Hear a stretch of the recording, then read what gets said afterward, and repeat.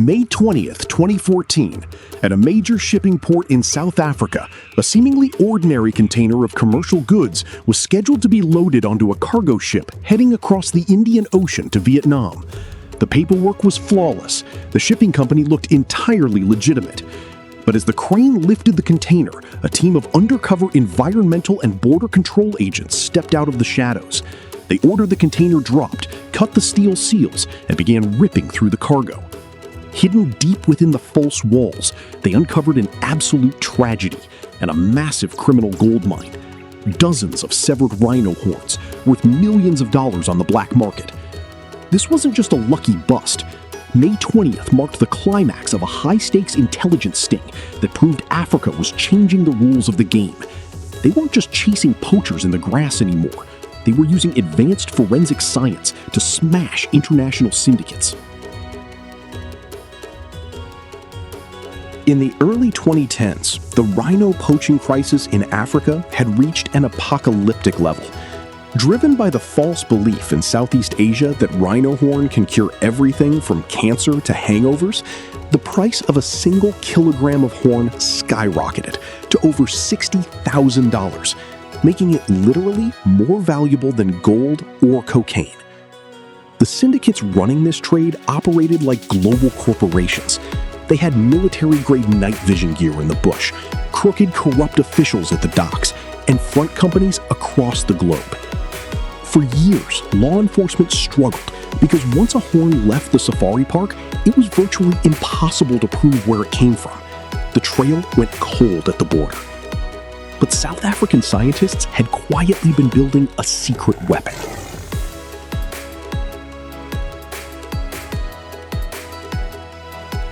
That weapon was called RODIS, the Rhino DNA Index System.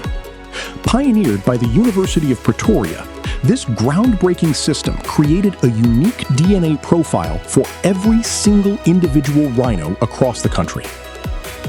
When the massive shipment was seized on May 20th, 2014, forensic teams didn't just count the horns and put them in an evidence locker.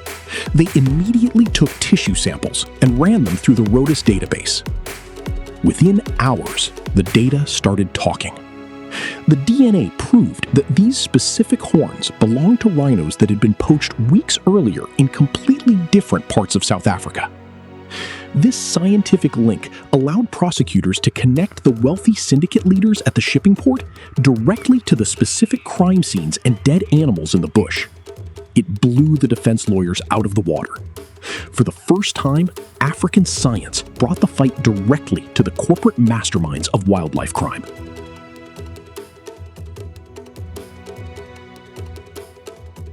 The success of the May 20th operation established a brand new playbook for modern conservation.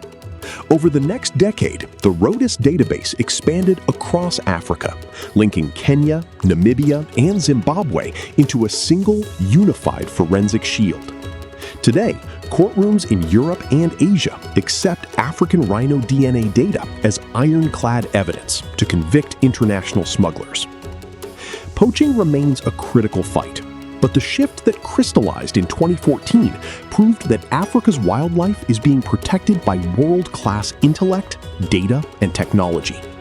The modern ranger doesn't just carry a rifle, they carry a DNA kit.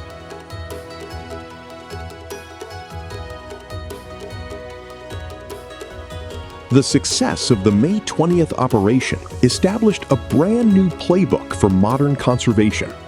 Over the next decade, the RODIS database expanded across Africa, linking Kenya, Namibia, and Zimbabwe into a single, unified forensic shield.